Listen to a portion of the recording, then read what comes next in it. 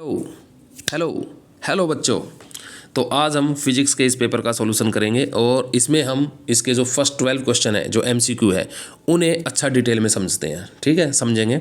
तो ये हमारे पास है सीबीएसई 2025 का बोर्ड का क्वेश्चन पेपर, रेगुलर या फिर कंपार्टमेंट का ये मुझे मालूम नहीं, लेकिन ये बोर्ड का क्वेश्चन पेपर है। तो ये 55S1 सेट 1 है हमारे पास। ठीक है, ऐसे ही इसका सेट 2 सेट 3। तो उनमें क्या रहता है, जो एमसीक्यू होते हैं उनमें कुछ क्वेश्चन आपको अलग मिल जाते हैं, तो आपको सेट 1 सेट 2 सेट 3 सभी करने चाहिए। तो इसी तरह से ये जो हम सीरीज़ चला रहे हैं, क्योंकि आप लोगों के पास टाइम है कम, अब आपके बोर्ड का एग्ज़ाम आप लोगों के टाइम कुछ बचा ही नहीं आप लोगों के पास, और अगर आप पीवाईक्यू नहीं करोगे तो आपको पता नहीं लगेगा कि बोर्ड हमसे किस तरह के क्वेश्चन पूछने वाला है। तो पीवाईक्यू करने बहुत ज़रूरी है। तो आज हम इस वीडियो में इस पेपर के एमसीक्यू सोल्व आउट करते हैं। देखिए सेक्शन ए में हमारे पास क्या है, एक स्मॉल मेटेलिक स्फीयर है जिस पे स्मॉल क्यू चार्ज है प्लस का, और फिर हमारे पास 2 पॉइंट चार्जेज है, कैपिटल क्यू दोनों पॉजिटिव है, और जो कैपिटल क्यू का जो मैग्नीट्यूड है वो स्मॉल क्यू के मैग्नीट्यूड से बहुत ज़्यादा है, ये भी कंडीशन हमें बताई गई है। और स्मॉल क्यू जो ये मेटेलिक स्फीयर है, ये कैपिटल क्यू जो चार्जेज है उनके बिल्कुल मिड पॉइंट पर, मिड वे जो पॉइंट है वहाँ पर रखा हुआ है। If the sphere is slightly displace towards charge A, अगर स्फीयर को चार्ज ए की तरफ डिस्प्लेस करते हैं और फिर हम छोड़ देते हैं डिस्प्लेस करके, तो क्या होगा, ये ऑप्शंस आपको दिए गए हैं। तो इस क्वेश्चन में हम ये बात भी समझते हुए चलते हैं आगे कि कैपिटल क्यू स्मॉल क्यू से बहुत बड़ा है, तो इसका मतलब कैपिटल क्यू का जो फील्ड है, अगर मान लो अकेला कैपिटल क्यू है उसका फील्ड है, तो उस फील्ड को जो ये अकेला स्मॉल क्यू है वो अफेक्ट नहीं करेगा। यानी अगर स्मॉल क्यू उसके आसपास आ भी गया, उसके फील्ड में आ भी गया, तो वो उसके फील्ड को बहुत ज़्यादा मॉडिफाई नहीं कर पाएगा, क्योंकि दोनों के फील्ड वेक्टर अगर हम देखेंगे तो कैपिटल क्यू के कारण जो वेक्टर है उसकी लेंथ ज़्यादा बड़ी है, और स्मॉल क्यू के कारण जो इलेक्ट्रिक फील्ड का वेक्टर उसकी लेंथ उसके आगे बहुत छोटी है, नेग्लिजिबल है। तो जिसके कारण ओवरऑल आप नेट जो फील्ड होगा उस पर बहुत ज़्यादा फर्क नहीं पड़ेगा, ओवरऑल वो उसी डायरेक्शन में रहेगा जो कैपिटल क्यू के कारण डायरेक्शन होनी चाहिए थी उस पॉइंट पे। स्मॉल क्यू की प्रेजेंस, स्मॉल क्यू यहाँ पर प्रेजेंट हो चाहे ना हो, कैपिटल क्यू के फील्ड पे कोई प्रभाव नहीं पड़ेगा। ये कंडीशन हमें इस बात की जानकारी दे रही है। साथ में अगर मान लो कैपिटल क्यू का मास बहुत ज़्यादा है, तो न्यूटन्स थर्ड लॉ से फोर्स तो दोनों पे लगेंगे इक्वल एंड अपोजिट। तो ये वही हो गया कि एक मार्कर को मैंने नीचे गिराया अर्थ पे, तो फोर्स मार्कर पे भी लगा, फोर्स अर्थ पे भी लगा, लेकिन अफेक्ट जो इफेक्ट आपको दिखाई दे रहा है, मोशन आपको दिखाई दे रही है, मार्कर की नज़र आ रही है लेकिन अर्थ की नज़र नहीं आ रही है। तो ऐसा ही होगा। तो कैपिटल क्यू पे फोर्स लगने के बावजूद भी वो अपनी जगह पे, अपनी पोजीशन पे वहीं की वहीं फिक्स रहेंगे, क्योंकि स्मॉल क्यू कैपिटल क्यू के आगे मास में भी अगर बहुत कम है तो ऑटोमेटिकली जो आपका एक्सेलरेशन होगा वो फोर्स बाय में मास होगा। फोर्स दोनों पे equal and opposite Newton's third law से, लेकिन मास जिसका ज़्यादा उसमें एक्सेलरेशन आपको कम नजर आएगा। तो वो भी मैं साथ में बताते हुए आपको चलते हैं आगे। ठीक है ना, ये बात भी आप लोगों को आगे होगी समझ में। चलो अब आगे देखते हैं। तो क्या होगा भाई, इसमें थोड़ा सा हमने डिस्प्लेस कर दिया ए की तरफ, तो मिड पॉइंट पे था, तो दोनों तरफ से अब आपको पता है प्लस क्यू और दूसरी तरफ भी प्लस क्यू, ये लाइन है, मान लो तिरछा भी कैसे भी मान सकते हो आप, ऐसे भी मान सकते हो, और यहाँ पर स्मॉल क्यू है। तो इस जगह के ऊपर अब आपको पता है इसका इलेक्ट्रिक फील्ड या कूलम्स लॉ आप लगा सकते हैं, तो इसके ऊपर जो फोर्स लगेगा इधर और इधर ऐसे लगेंगे, और दोनों फोर्स वेक्टर एक दूसरे को कैंसिल आउट कर देंगे जब ये बिल्कुल एग्जैक्टली मिडवे होगा। लेकिन अगर ये ए की तरफ थोड़ा सा डिस्प्लेस करते हो तो इस पर नेट फोर्स आ जाएगा बी की डायरेक्शन में, यानी इक्विलिब्रियम पोजीशन। तो शुरुआत में ये इक्विलिब्रियम पोजीशन पे है, और इक्विलिब्रियम पोजीशन का मतलब है वहाँ पर नेट फोर्स है 0। उससे अगर आप डिस्टर्ब करते हो तो नेट फोर्स 0 नहीं रहेगा, और जो नेट फोर्स है उसकी डायरेक्शन इक्विलिब्रियम पोजीशन की तरफ है। और जब भी नेट फोर्स की डायरेक्शन इक्विलिब्रियम पोजीशन की तरफ हो, आप अगर इस लाइन पर इसे किसी भी तरफ डिस्टर्ब करें, इस लाइन के ऊपर बात चल रही है, ए और बी को जोड़ने वाली जो लाइन है उसके ऊपर, परपेंडिकुलर डायरेक्शन में बात नहीं कर रहे हम। ठीक है, तो अलोंग द लाइन हम इसे या ए की तरफ डिस्टर्ब करें चाहे बी की तरफ, तो हर समय नेट फोर्स इक्विलिब्रियम पोजीशन की तरफ आ रहा है। तो यहाँ पर ये एसएचएम की कंडीशन फुलफिल हो रही है, सिंपल हार्मोनिक मोशन। और सिंपल हार्मोनिक मोशन एक स्पेशल टाइप की ऑसिलेटरी मोशन है, जिसमें एक स्ट्रेट लाइन के ऊपर पार्टिकल आगे पीछे टू एंड फ्रो मोशन करता है। तो इसका मतलब ये ऑसिलेट करने वाला है इस पोजीशन के अबाउट, इक्विलिब्रियम पोजीशन या ओरिजिनल पोजीशन के अबाउट। तो C option is the correct option. ठीक है, तो इसका आंसर हमारा सी हो गया। तो देखो कॉन्सेप्ट की समझ थी, तो हमने बड़ी आसानी से इस पर अप्लाई किया कॉन्सेप्ट। 11th क्लास की आपको SHM की समझ है तो इस क्वेश्चन का आंसर आ गया। अब रदरफोर्ड का जो स्कैटरिंग एक्सपेरिमेंट है उसमें अल्फा पार्टिकल का मास m1 है और वो टारगेट न्यूक्लियस की तरफ अप्रोच कर रहा है जिसका चार्ज है Ze और मास है m2। तो जो डिस्टेंस ऑफ क्लोजेस्ट अप्रोच वो d नोट है। तो बताइए जो अल्फा पार्टिकल की जो एनर्जी है, एनर्जी ऑफ द पार्टिकल, तो अल्फा पार्टिकल के लिए पार्टिकल वर्ड यूज़ किया गया है, टारगेट न्यूक्लियस के लिए टारगेट न्यूक्लियस। तो पार्टिकल की एनर्जी बताइए क्या होगी। तो अल्फा पार्टिकल जो अप्रोच कर रहा है, मूव कर रहा है उसकी तरफ, तो उसकी एनर्जी हाफ mv² लिखी जाएगी। ठीक है, तो mass of alpha particle, speed of alpha particle, तो ये होगी। तो यहाँ पर इस एनर्जी में आप देख रहे हैं न्यूक्लियस का मास तो कहीं पर भी नहीं आया। ठीक है, जो काइनेटिक एनर्जी है अल्फा पार्टिकल की मोशन के कारण। साथ में अगर मान लो ये हमारा न्यूक्लियस है और ये अल्फा पार्टिकल यहाँ आके फाइनली रुक गया रिपल्सन के कारण, तो अब इन दोनों की इलेक्ट्रिक पोटेंशियल एनर्जी की आप बात कर सकते हैं। तो जो काइनेटिक थी वही इलेक्ट्रिक पोटेंशियल में कन्वर्ट होगी ड्यू टू कंजर्वेटिव फोर्सेज।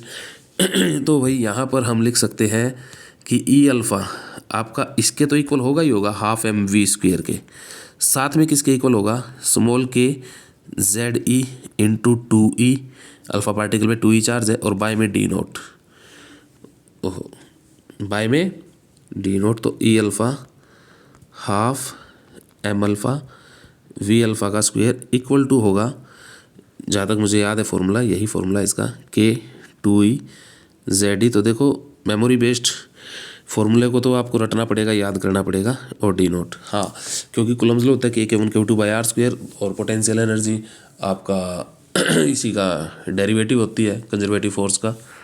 ठीक है, तो यहाँ से ये सॉरी कंजर्वेटिव फोर्स डेरिवेटिव होता है पोटेंशियल एनर्जी का, उल्टा बोल गया मैं। ठीक है, एंटी डेरिवेटिव कहना चाहिए था मुझे।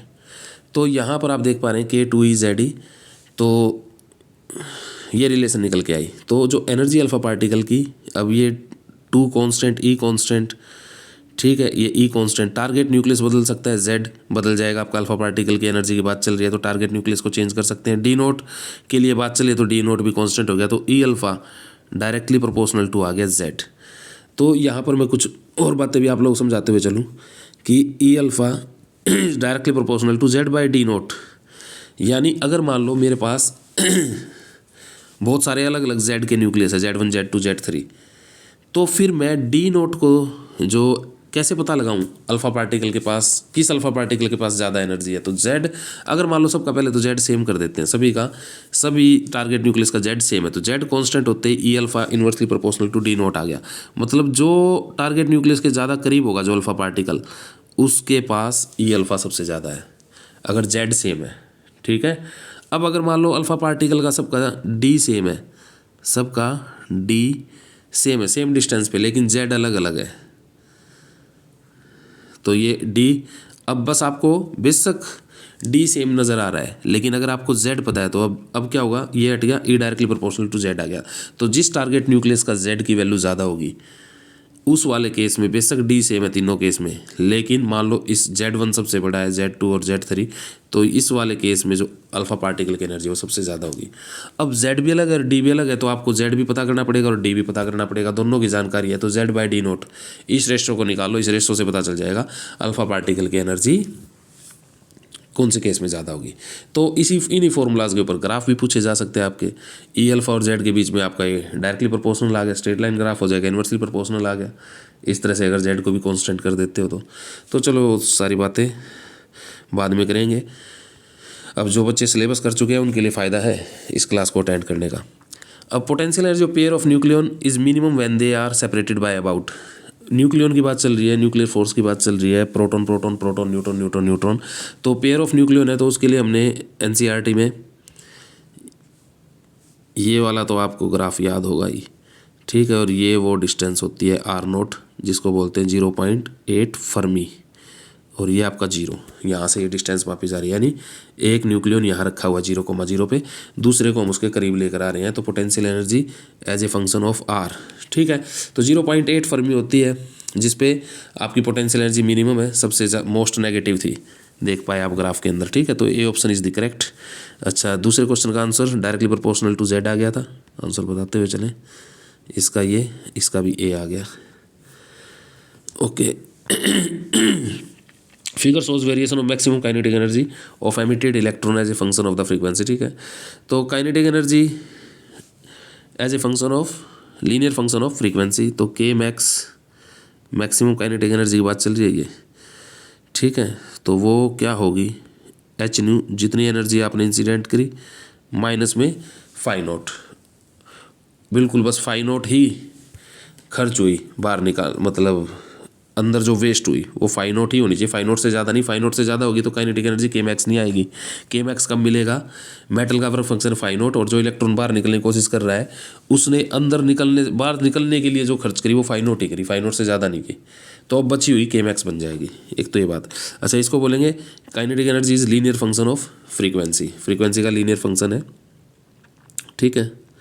तो काइनेटिक के max increases linearly with new, और न्यू क्या होना चाहिए आपका, थ्रेशोल्ड फ्रीक्वेंसी से बड़ा या उसके इक्वल, उसके इक्वल होगा तो बात तभी के मैक्स मतलब आपका वो सॉरी इलेक्ट्रॉन इजेक्ट आउट होगा, और थ्रेशोल्ड से ज़्यादा होगा तो वो जो भी के मैक्स आपको कुछ ना कुछ मिलेगा जीरो के अलावा।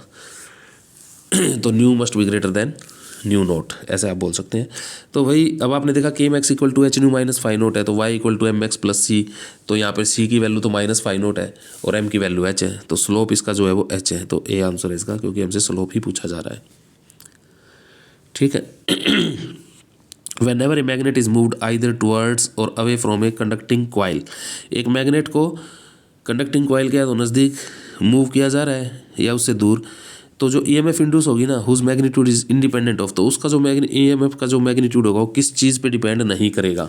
तो देखिए इंड्यूस्ड ईएमएफ का फॉर्मूला हमें पता है minus N D phi by D T, N जिस कॉइल ने आपने ले रखा है उसमें नंबर ऑफ टर्न्स, फाई उसी कॉइल से एक टर्न से लिंक फ्लक्स, अगर आपने यहाँ पर एन यूज़ कर दिया तो नंबर ऑफ कॉइल तो यहाँ यूज़ कर दिया, और हर कॉइल में क्या मान लेते हैं, फ्लक्स सेम लिंक हो रहा है, तो एक कॉइल से फाई तो एन कॉइल से आपका एन फाई हो जाएगा, ठीक है। तो एक कॉइल में अगर minus D phi by D T E M F produce हुई तो एन सीरीज में लगी हुई है तो एन से मल्टीप्लाई हो जाएगी, ऐसे भी आप सोच सकते हो इसको। तो formula E equal to minus N D phi by D T, तो ई एम एफ एक तो नंबर ऑफ टर्न पे तो डिपेंड करेगी। फाई जो है वो फाई आपका किस पे डिपेंड करता है, बी ए कोस थीटा, फॉर्मूला आपने पढ़ा है। तो बी यानी जिस कॉइल की आप बात कर रहे हो, ये फाई क्या है, जिस कॉइल की आप बात कर रहे हो उससे लिंक मैग्नेटिक फील्ड, उससे लिंक फ्लक्स, तो उससे लिंक मैग्नेटिक फील्ड होगा। तो इसमें से इस कॉइल में से पास होने वाला बी पे डिपेंड करेगा फाई, इस कॉइल का एरिया उस पे डिपेंड करेगा, और इस कॉइल से जो लिंक बी वेक्टर है, मैग्नेटिक फील्ड का जो वेक्टर है एरो बन रहा है, और इस कॉइल का खुद का जो एरिया है उस एरिया का जो एरिया वेक्टर बन रहा है, उन दोनों वेक्टर के बीच में जो थीटा है उस थीटा का कोस थीटा ले दो, उस कोस थीटा पे भी डिपेंड करेगा आपका फाई। तो फाई खुद बी ए और कोस थीटा इन तीन फैक्टर पे डिपेंड करता है, ठीक है। तो D phi by D T किस पे डिपेंड करेगा, तो D phi by D T आपका डिपेंड करने वाला है, तो मैं कंप्लीट डिटेल में आप लोगों को समझा रहा हूँ, D phi by D T proportional होने वाला है D B by D T के। अगर मान लो बी बदलता है, अगर बी कांस्टेंट है तो बी बाहर निकल जाएगा, तो फिर D A by D T के, और बी और ए दोनों कांस्टेंट है, कॉइल से जो लिंक बी और ए दोनों कांस्टेंट, लेकिन थीटा बदलने लग रहा है, मतलब कॉइल रोटेट कर रही है, ऐसा सोचिए यूनिफॉर्म फील्ड में, तो आपका D by D T of cos theta हो जाएगा, ठीक है भाई। तो ये जो है ये खुद इन पे डिपेंड करेगा। अब मान लो कॉइल फिक्स है और मैग्नेट उसके नज़दीक आ रही है, बार मैग्नेट, तो बार मैग्नेट की स्पीड अगर ज़्यादा तो क्या होगा, तो आप कहोगे एरिया तो चेंज नहीं हो रहा, थीटा भी चेंज नहीं हो रहा, ठीक है, ऐसे मान के चलते हैं हम। तो भाई बी आपका बदल रहा है, कॉइल के नज़दीक मैग्नेट आ रही है, मैग्नेटिक फील्ड स्ट्रॉन्ग होता जा रहा है, तो D B by D T, तो पर unit time magnetic field change हो रहा है, हर यूनिट टाइम में मैग्नेटिक फील्ड में चेंज आने लग रहा है, तो जितनी ज़्यादा स्पीड उतना ज़्यादा चेंज आएगा। तो D B by D T खुद इस पर डिपेंड करेगा, ये कॉइल या मैग्नेट में से जो एक दूसरे को अप्रोच कर रहे हैं उनकी स्पीड कितनी ज़्यादा, दोनों मूव कर सकते हैं और एक भी मूव कर सकते हैं, तो जितनी ज़्यादा स्पीड होगी उतना ज़्यादा D B by D T होगा। तो मतलब D phi by D T जो स्पीड है मैग्नेट की कॉइल की तरफ आने की उस पर भी डिपेंड करेगा, क्योंकि D B by D T उस फैक्टर पर डिपेंड कर रहा है। तो भैया अब आपने देखा फाई आपका कहीं पर भी जो भी कॉइल है, वो कॉइल किसी भी मटेरियल की बनी हो सकती है, कॉपर आयरन सिल्वर, तो कहीं पे भी कॉपर आयरन सिल्वर की तो बात आई नहीं, उनकी तो प्रॉपर्टीज आई नहीं, रेजिस्टिविटी कहीं पर आई नहीं, रेजिस्टेंस कहीं पे आया नहीं कॉइल का, ठीक है। तो ना तो रेजिस्टेंस पे डिपेंड कर रहा है, जो कॉइल जिस मटेरियल की बनी है उस मटेरियल से फ़र्क नहीं पड़ रहा है हमारे ईएमएफ पे, E equal to minus N D phi by D T, तो N number of turn iron और सिल्वर दोनों की सेम बनाई जा सकती है, फाई सेम मैग्नेट को दोनों के नज़दीक लाया जा सकता है, तो D phi by D T भी दोनों में सेम किया जा सकता है। तो ई एम एफ आपका एन और D phi by D T rate of change of flux पे डिपेंड करता है, बस नंबर ऑफ टर्न और rate of change of flux, और rate of change of flux भी cos थीटा इन पे डिपेंड करता है। तो जो कॉइल है उसकी प्रॉपर्टी, ज्योमेट्रिकल प्रॉपर्टी जैसे एरिया की तो हम बात कर रहे हैं, लेकिन उसके अलावा अगर हम वो तो हमने इंक्लूड कर लिया है, उसके अलावा रेजिस्टेंस या रेजिस्टिविटी पे डिपेंड नहीं करती इंड्यूस्ड ईएमएफ। तो किसी भी मटेरियल की कॉइल बनी हो सकती है, आपका N D phi by D T same आएगा, ठीक है। जब तक एन और D phi by D T की वैल्यू सेम रहेगी तो ईएमएफ सेम आएगा। तो ईएमएफ नंबर ऑफ टर्न पे डिपेंड करेगा, स्पीड पे डिपेंड करेगा, एरिया ऑफ कॉइल पे भी डिपेंड करेगा, बट रेजिस्टेंस ऑफ कॉइल पे डिपेंड नहीं करेगा। तो हमसे पूछा गया था किस चीज़ से इंडिपेंडेंट होती है ईएमएफ, ठीक है। ठीक है, तो इसका आंसर हो जाएगा बी ऑप्शन 5वें क्वेश्चन का। तो ज़्यादा नहीं, बस 12 ही क्वेश्चन आप लोग कराएंगे, 12 एमसीक्यू, असर्शन रीजन आप लोग खुद करने हैं। Electromagnetic radiation use to kill germs in water purifier. भाई पानी वाटर प्योरीफायर जो होता है उसमें कौन सी रेडिएशन को यूज़ किया जाता है वाटर को प्योरीफाई करने के लिए, मतलब जर्म्स को मारने के लिए, जैसे बैक्टीरिया और वायरस को मारने के लिए? तो अल्ट्रावायलेट रेज होती है। अल्ट्रावायलेट रेज क्या करती है, जो भी आपके जर्म बैक्टीरिया है उनके क्या बोलते हैं उनको, डीएनए आरएनए, ठीक है, उनको डिस्ट्रॉय कर देती है, ठीक है, उनके साथ इंटरेक्ट करके। तो डीएनए आरएनए को ख़त्म कर देती है, तो जिसके कारण आपके वो जो भी बैक्टीरिया है या वायरस है वो नॉन लिविंग थिंग हो चुके हैं, इस तरह से लिविंग है ही नहीं वो, ठीक है। तो वो खुद को रिप्रोड्यूस नहीं कर सकते, आपकी बॉडी के अंदर आकर भी वो मर चुके हैं। जैसे हमारी वाइट ब्लड सेल अगर मार दे तो फिर वो डेड बॉडी उनकी पड़ी है तो भी कोई हमारी बॉडी को दिक्कत नहीं होगी, ये है। तो वैसे भी बॉडी से आउट हो जाएंगे फिर हमारी जो भी डाइजेस्टिव प्रोसेस है उस चीज़ के थ्रू, ठीक है।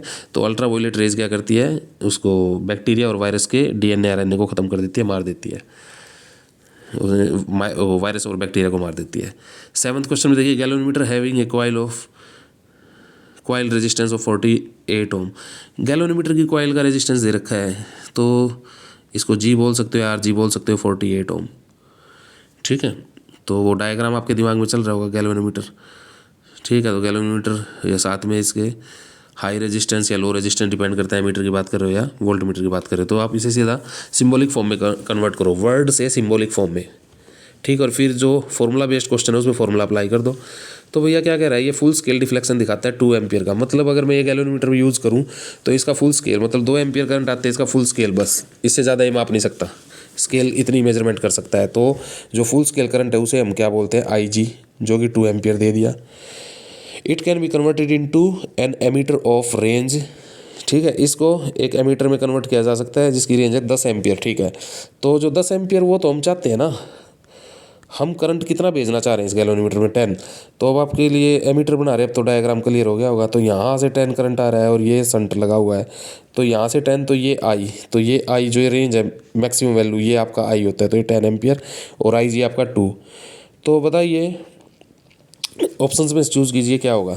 तो हमें इतना तो बात पता है कि पैरेलल में लगेगा लो रेजिस्टेंस, पैरेलल में लगेगा तो सीरीज वाले ऑप्शन तो गलत हो गए, तो पहला ऑप्शन गलत, डी ऑप्शन गलत, दोनों में सीरीज में लगा रखा है गैल्वेनोमीटर के साथ रेजिस्टेंस। तो बचा बी और सी में से कोई करेक्ट है।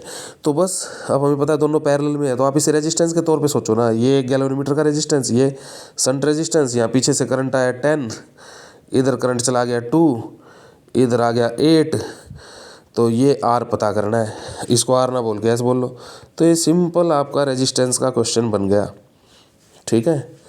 रेजिस्टेंस का क्वेश्चन बन गया। अब आपको पता है जितनी वोल्टेज इसको मिल रही है उतनी ही इसको मिलेगी, तो अब आपको इसका रेजिस्टेंस भी पता 48 और करंट भी पता है। एक तो ये सिंपल तरीका आप लगा सकते हो, वो फॉर्मूले वाला भी बता दूंगा, 48 × 2, तो ये कितना आ गया, 8 दूनी 16, 8 दूनी 8, हाँ 96 वोल्ट आ गया। तो 96 वोल्ट इसको मिलेगी, लेकिन इसका करंट कितना है 8। तो अब आपको पता है I × S, ये भी कितना आएगा 96। अरे भैया यार ओम्स लॉ लगा दिया, तो S कितना आ गया 96 बाय में 8, 8 की टेबल में 96 कितने पे आता है, 12 × 8 = 96, तो 12 पे आता है। तो इसका आंसर है पैरेलल में 12 ओम लगा दो, ठीक है। अच्छा जो आपको पढ़ाया जाता है ये तो था सिंपल क्लास 10th वाला फॉर्मूला लगाया हमने, सीरीज पैरेलल कॉम्बिनेशन जो सोल्व करते हैं उनके न्यूमेरिकल आते हैं, वो न्यूमेरिकल था ये सिंपली। अदरवाइज जो आपको पढ़ाया जाता है भाई ये गैल्वेनोमीटर है, इधर IG करंट, इधर आ गया I - IG, तो IG × G = I - IG × S, और भैया S आ गया, याद रख लो direct formula IG I - IG। तो इससे भी आंसर आएगा IG × G आ गया 96, I - IG 10 में से 2 गया तो 8, फिर से आंसर कितना आ गया 12, ठीक है। हो गया, तो इसका आंसर हो गया C option is the correct, parallel a resistance of 12 ohm in parallel. चलो 8th क्वेश्चन पे, तो rectangular loop of area vector दे दिया कंप्लीट, देखो यूनिट के साथ I cap plus √3 cap into 10⁻⁻2 metre square placed a magnetic field. अब vector form में दे दिया, आई कैप जे कैप में कार्टेशियन कोऑर्डिनेट्स में दे दिया, तो हम इसमें पूछा क्या जा रहा है लास्ट में देख लेते हैं सीधा। इंड्यूस्ड ईएमएफ पूछी जा रही है, इंड्यूस्ड ईएमएफ में पता d∅dt होता है, 5 होता है b डॉट ए, तो डॉट प्रोडक्ट जब भी कार्टेशियन दे दे तो या तो क्रॉस या डॉट उसके फॉर्मूले लगाओ। चलो ए वेक्टर दे दिया और बी, तो ईएमएफ पूछिए, तो ई इक्वल टू क्या फॉर्मूला होगा, -n, अभी तो करवाया था d∅dt, ठीक है। तो n नंबर ऑफ टर्न, तो ए रेक्टेंगुलर मतलब एक रेक्टेंगुलर लूप है, मतलब n की वैल्यू 1 है, तो e इक्वल टू n तो 1 हो गया, तो -d∅dt रह गया, तो d/dt फाई कितना, फाई को b डॉट ए लिखेंगे और b डॉट ए करेंगे जब हम, तो b में तो सारा के सारा magnetic field I cap direction में है, जे में 0 के में 0 है, ए वेक्टर दोनों में है आई कैप और जे कैप में, तो बी की ए के साथ, आई वाले के आई के साथ हो जाएगी, लेकिन आई वाले की जे के साथ 0 होती है डॉट प्रोडक्ट, तो केवल आई वाला बचेगा। तो 4t² की आप आई कैप से करोगे, 4t² आई कैप की ए वेक्टर के आई कैप से करोगे तो 4t² आ जाएगा, और 2 आई कैप की फिर से आई कैप से करोगे तो 2 आ जाएगा, तो आंसर आ गया b डॉट ए आ गया -d/dt।